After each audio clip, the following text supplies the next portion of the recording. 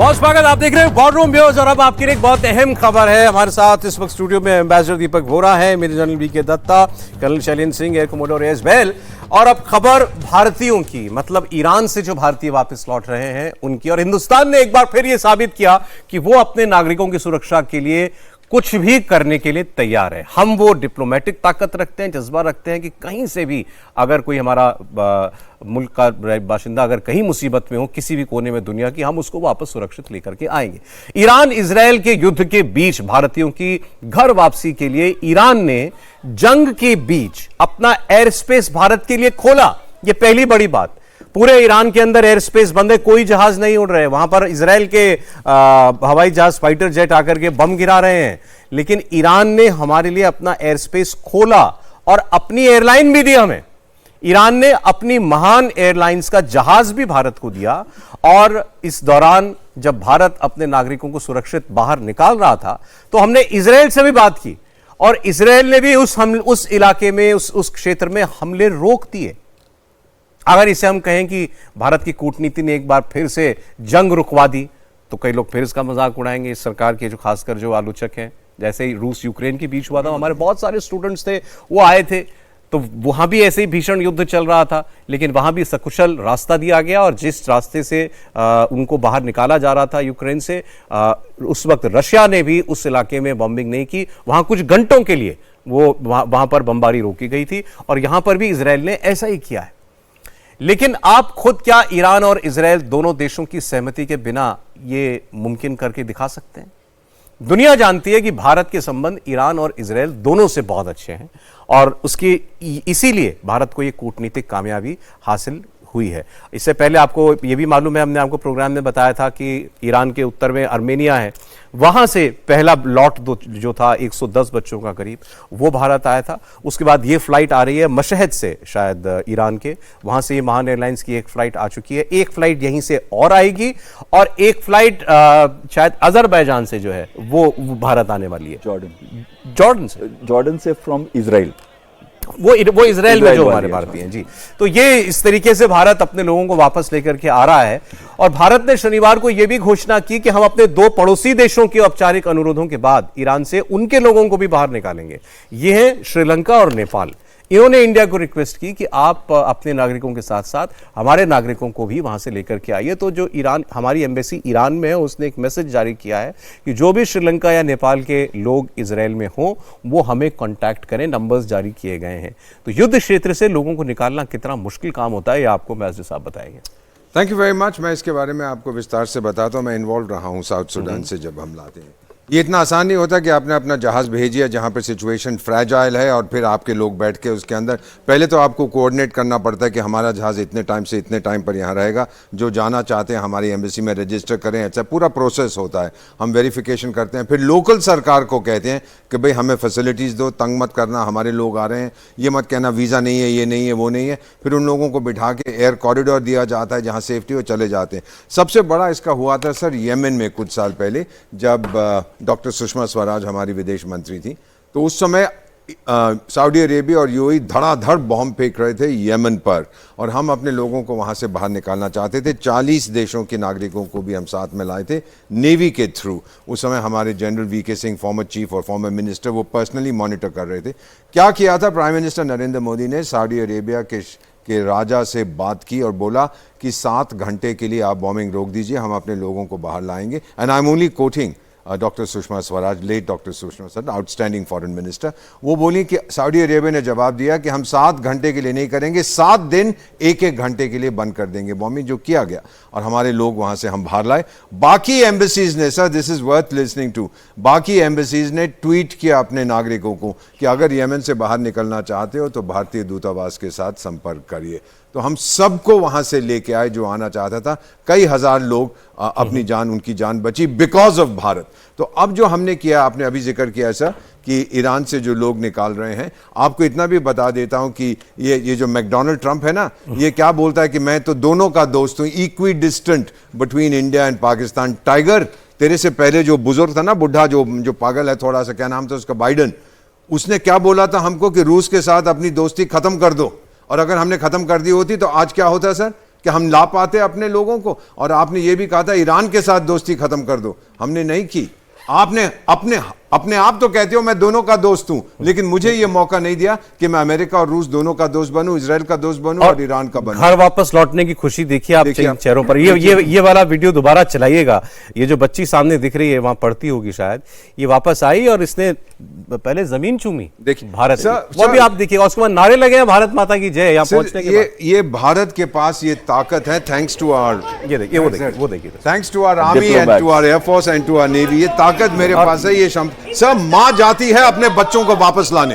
सही बात। माँ जाती है जहां पे बच्चों को तकलीफ होती है, भारत माँ वहां पहुंच जाती है। ये पूरी दुनिया को अमेरिकन नहीं कर पाएंगे।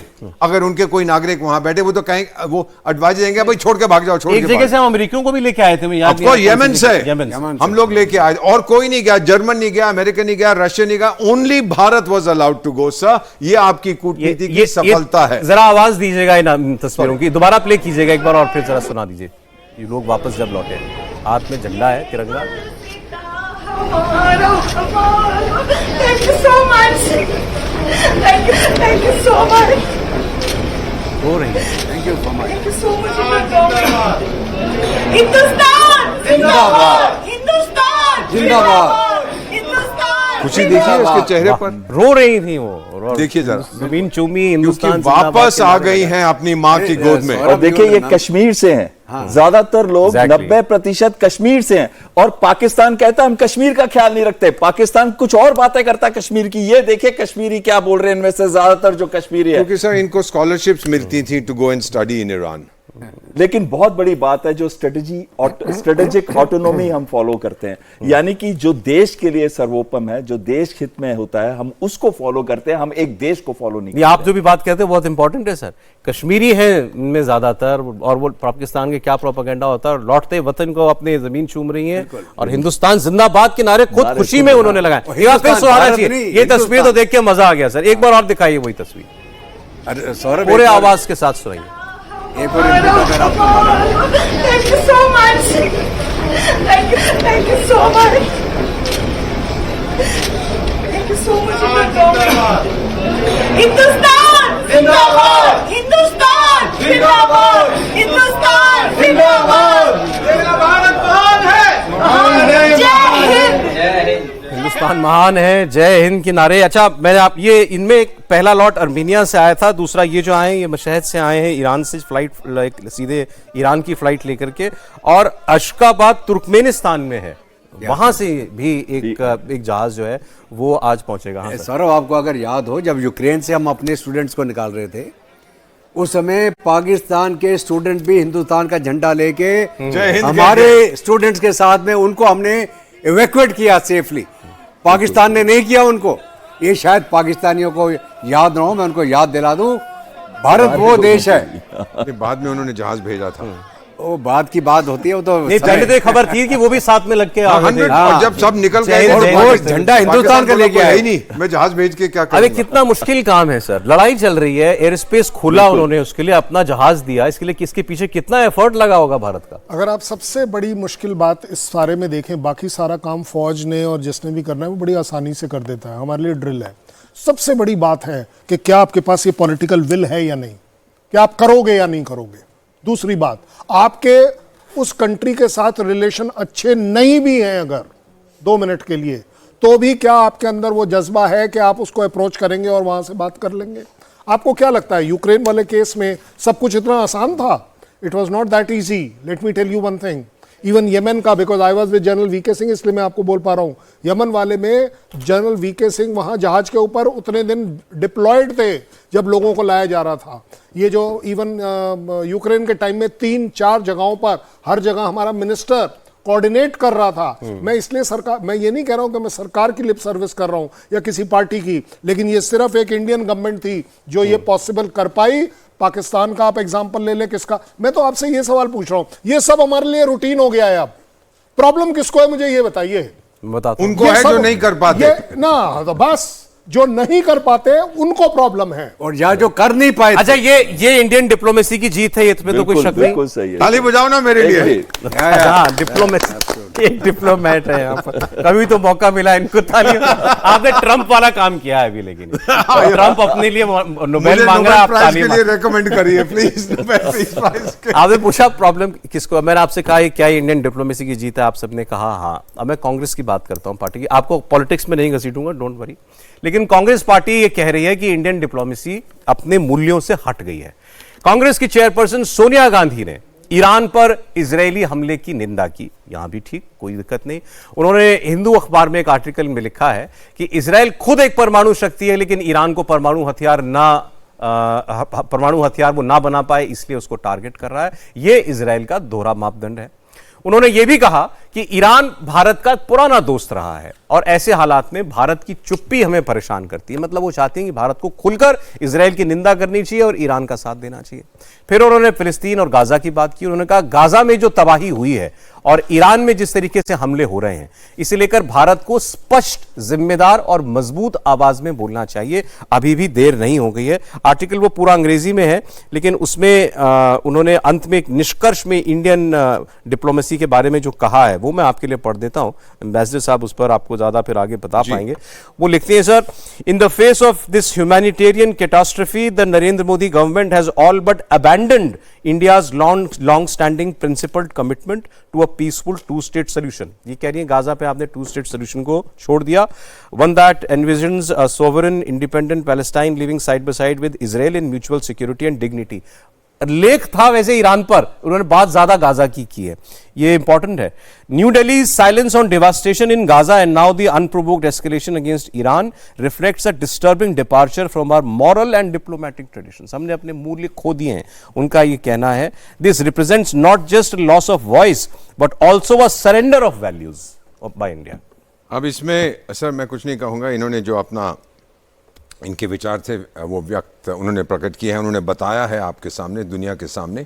लेकिन सर मोरालिटी कहाँ जाती है डिप्लोमेसी में? कोई देश है जो मोरालिटी में? हम लोग कौन होते हैं कहने के लिए कि हमने अपनी वैल्यूज़ खो दी हैं? हम लाए हैं कि नहीं बचा के अपने नागरिकों को? लाए हैं कि नहीं लाए हैं सर? लाए हैं ना, हम लोग हर जगह से लेके आए हैं। अगर हम मोरालिटी पे खड़े होते, पहले युद्ध बंद करो फिर मैं जाऊँगा एटसेट्रा एटसेट्रा, फिर 2 स्टेट पॉलिसी जो गाजा की है वो कौन इम्प्लीमेंट करेगा सर? वो तो इजराइल इंप्लीमेंट करेगा ना, जो वहां पे है। वो नहीं चाहता है, इट्स डेड, वो कहता है खत्म हो गई है, आगे चल के देखते हैं कौन उसको इंप्लीमेंट करना चाहता है। So my own feeling is इस तरह की आलोचना आप पॉलिटिकल रीजंस के लिए जो मर्जी करिए, बट मोरालिटी जो पुराने विचार हमारे थे, ये 1947 की फॉरेन पॉलिसी नहीं है, 50 की नहीं है, 60 की नहीं है। बदलते जाते हैं हालात और उसके साथ आपकी पॉलिसी जो है डायनामिक होती है, वो भी बदलती जाती है। आप जानते हैं कि एक टाइम में चाइना के साथ कितना भाई भाईपन होता था, वो सब खत्म हो गया ना सर। आपने ये भी देखा श्रीलंका के साथ, बीच में जब चाइना उगड़, अरे बहुत खराब हो गया, श्रीलंका को खा गया, अब फिर हमारे पास वापस आ गए। So things keep changing, things keep evolving. Foreign policy में एक चीज मैं स्पष्ट रूप से कहना, मुझे 52 साल कूटनीति में हो गए sir, the first thing in foreign policy is flexibility. और प्रिंसिपल्स को आप अलग रखिए, लॉकर में बंद करिए, वही करिए जो देश के हित में होता है। ठीक, आप कुछ कह रहे थे? एम्बेसडर सर, मैं आपसे एक क्वेश्चन पूछना चाहता हूं। अरे तौबा, तो क्या जवाब देना लाजमी है? क्या आप कंडोन करते हैं 55,000 के करीब जो पैलेस्टीनियन को मारा गया है, जिसमें से 70% महिलाएं या बच्चे थे? या क्या आप कंडोन करते हैं कि 20 लाख लोगों को भुखमरी की कंडीशन में रखा जा रहा है? क्या आप कंडोन करते हैं कि जो एड लेने जाते हैं 60 से 70 लोग रोज मारे जा रहे हैं स्प्रेइंग ऑफ बुलेट्स? क्या आप उसको कंडोन करते हैं? क्या आप कंडोन करते हैं कि हमास हमला करता है और 1200 इनोसेंट इजरायलीज के साथ बलात्कार होता है, बच्चों को मार दिया जाता है, लोगों को मार दिया जाता है? आप कंडोन करते हैं? वो चीज तो मैं बिल्कुल कंडोन नहीं करता, पर क्या अगर आप जनरल साहब जवाब देंगे? क्या अगर वो एक राक्षसी बिहेवियर करता है तो क्या आप भी राक्षस बन जाएंगे क्या? अभी देखिए, ऐसा है कि 2 नेशन थ्योरी भारत बिल्कुल सपोर्ट करता है पैलेस्टाइन और इजराइल के बीच में। पैलेस्टीनियन और इजरायली रह रहे थे, जो भी उनका अरेंजमेंट था। गाजा में हमास, वेस्ट बैंक में उनके जो दूसरी पार्टी है उनका रूल चल रहा था। गाजा से रोज लोग नौकरी करने इजराइल के अंदर आते थे, मेनलैंड के अंदर, और रोज नौकरी करके वापस जाते थे। खुशहाली थी, पूरे इंटरनेशनल इनको फंडिंग हो रही थी। और एक अगर आप देखें ये गाजा में लड़ाई से पहले की फोटो देखें, बिल्कुल साफ सुथरा देश। अरे बड़ा खूबसूरत लगता था, बीच समंदर के किनारे तस्वीरें। बहुत खूबसूरत था सर, मैं तो गया हूं। अब 7 अक्टूबर को किसका दिमाग खराब हुआ, किसने हमला किया, और बहुत घनौना हमला, इतना घनौना टेररिस्ट अटैक कि अगर मैंने रॉ फुटेज देखी है, अगर आपने रॉ फुटेज देखी हो तो मैं बोलूंगा कि मार दो इनको, खत्म कर दो। इजराइल ने उसका बदला लिया, हमास को खत्म करना था, बीच में कोलेटरल डैमेज हुआ। मैं उसके ऊपर कमेंट्री करूंगा। शुरू किसने किया?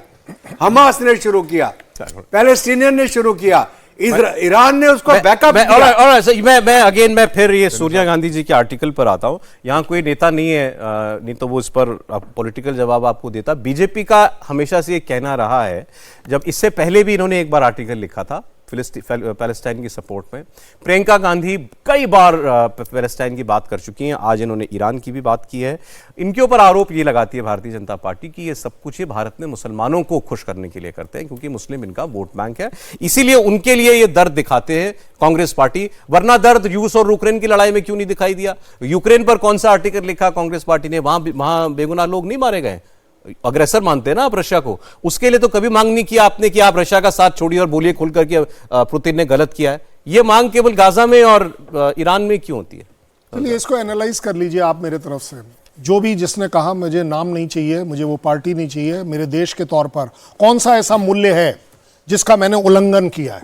कौन सी ऐसी ह्यूमैनिटेरियन मूल्य है हमारे कैरेक्टर में जिसका हमने उल्लंघन किया हो? वो बताइए आप मुझे, कोई एक बता दीजिए। ये बोलना बड़ा आसान होता है कि जी मूल्यों का, कैरेक्टर का पता नहीं किस। अरे भाई साहब, देश से बड़ा कैरेक्टर क्या, देश से बड़ा मूल्य क्या? और मैं कह रहा हूं, आप 2 सेकंड के लिए, अगर आप इतने ज्यादा, मेरे से भी ज्यादा वो राष्ट्रवादी हैं, आप क्यों नहीं गए?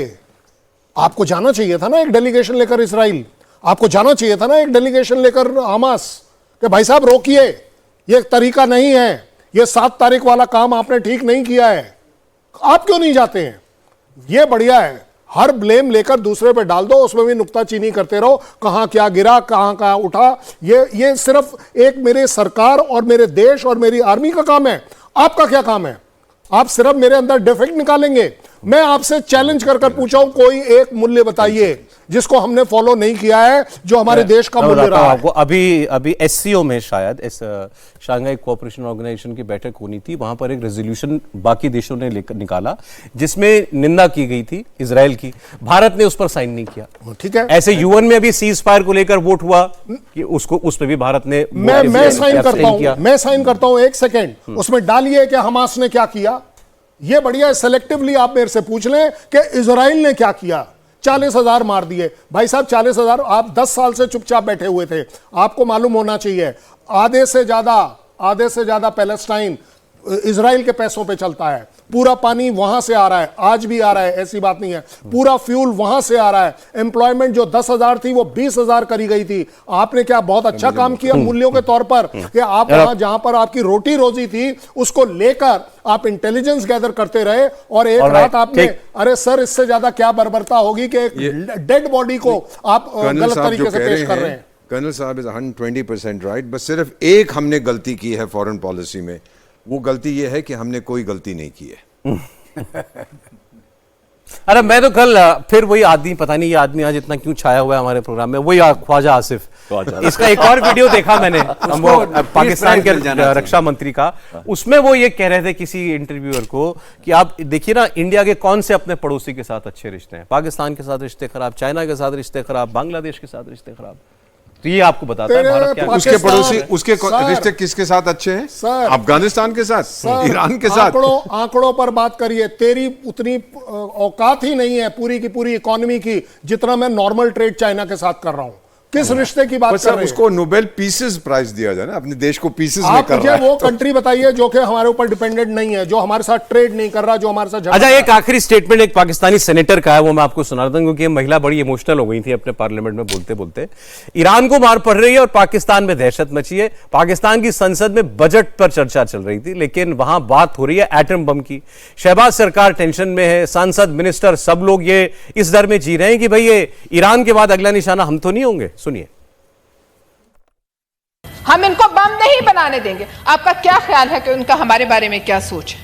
आपका क्या ख्याल है कि इसराइल हमारे बम पे नजर नहीं रखे हुए? इसराइल को हमारी जोहरी ताकत जो है वो कबूल है? हरगिज नहीं। अगर ईरान ये जंग खुदा ना ख्वास्ता हार गया तो वी आर नेक्स्ट। क्या हम तैयार हैं? क्या हम इस हाउस में डिबेट नहीं कर सकते? लिहाजा अब ये जंग आप पे मुसल्लत हो तो खुद ही लड़नी पड़ेगी। और ये मैं जरूर कहना चाहती हूं कि हमें यहां से वाज़ेह पैगाम देना चाहिए हमारे पार्लियामेंट से, हमारी हुकूमत से, हमारी फौज से, कि अगर पाकिस्तान वहां वो पूछ रही थी अपनी पार्लियामेंट में कि ईरान जंग हार गया तो अगला टारगेट क्या हम हैं? जनरल साहब ने जोर से बोला yes yes yes yes. Sir Israel करेगा ये काम कभी? पाकिस्तान का उसको न्यूक्लियर करने की जरूरत नहीं, हम ही कर देंगे। हम वो अपने आप ही कर लेंगे। नहीं, पर इससे पहले भी अटेम्प्ट तो हुआ था इजराइल हुआ है से, ना। लेकिन हमने ही मना किया था because of various reasons of existing at that. बहुत सारी खबरों पर बड़ी मजेदार चर्चा हुई। बहुत शुक्रिया एम्बेसडर साहब, जनरल दत्ता आपका है, कमोडो साहब आपका, कर्नल साहब आपका, बहुत धन्यवाद आपका।